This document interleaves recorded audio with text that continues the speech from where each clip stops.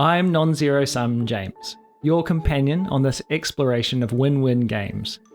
And this week I've invited Andrew Tane Glen to read his guest post, Why Cooperate? Andrew is a software engineer and an Aristotle scholar with a master's in philosophy, and also my best mate, with whom I talk philosophy on the regular. His unique, creative, and philosophical approach often yields unexpected insights that have impacted the way I see the world. His conception of why we cooperate, which introduces his concept of the super-defector, is one I return to often. So a while back I asked him to write about it. This is his 3-part series, Why Cooperate? A key aspect of the non-zero-sum game concept is the idea of contributing to a shared project. And a key part of contributing to any shared project is the idea of cooperating with one another. So in making this post, I'm trying to answer the question of why indeed do we cooperate? Not from a foundational moral standpoint, but by simply providing a hypothetical history of our moral development.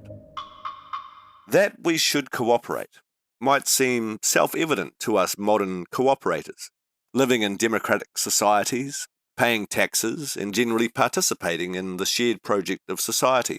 But it can't have seemed so obvious, nor have been so widespread, amongst our distant forebears. Game theory provides us with thought experiments to help understand how cooperation might have been rationally chosen under certain conditions. But it seems presumptuous to think that the broad adoption of cooperation through enlightened reason played a major role in our early moral development. An accident of evolution stands as a potential alternative, but provides no more a convincing story. Human history consists largely of stories of rulers, their subjects, and their exploits. It would seem a good aim to reconcile these stories of extreme self-interested gains and losses with the appearance of widespread cooperation. A modification to the prisoner's dilemma will provide us with a framework. The original prisoner's dilemma gave 2 options to participating agents, to defect or to cooperate. While both agents cooperating provides the greatest overall payoff in the scenario, the dominant strategy in the Nash equilibrium identifies always defecting as the most reasonable, primarily as a means of hedging against other defectors, assumedly in a dog-eat-dog world. So not a great help to our ends. Our history of absolute rulers with the power of life and death over their subjects, however, points to a third option as likely having played a role. The super-defector, someone in a position of power who can force others to cooperate. Now, whoever holds the title of the super-defector, through whatever means this is established, will not need to concern themselves with the thoughts and actions of equally positioned others, being in a position to instead force whatever behaviour they like upon these others from an entirely unequal position. In a prisoner's dilemma played by hundreds or thousands of agents, the payoff for total cooperation will be substantial. Adding to this now the concept of the super-defector, the cost of 1 or 2 super-defecting free riders who make no productive contribution, but who indeed add the not insubstantial cost of enforcing cooperation, will lessen the overall payoff from this ideal. But in such a large population, this will only be a small factor, and smaller the larger the population. In this sense, the total payoff of super-defection would equal roughly the payoff of total cooperation, minus the lost productivity from the super-defectors, minus their cost of enforcing cooperation.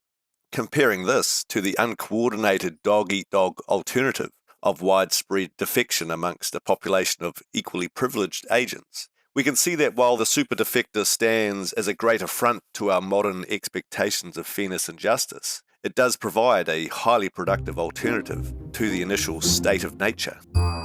This way, a ruler with absolute power, acting out of an acute sense of self-interest, would be expected to rationally choose the enforcement of cooperation in their subjects. This will have the twofold effects of, firstly, increasing the total productivity of the overall group, and 2, further and quite substantially enriching the ruler, enabling them to, for example, build grander palaces and self-congratulatory statues, and, importantly, to fund stronger armies.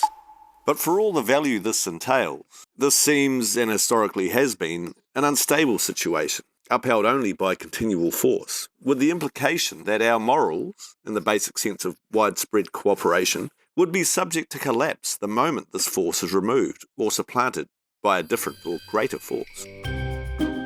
This problem of moral persistence will be the subject of the second part of this short series.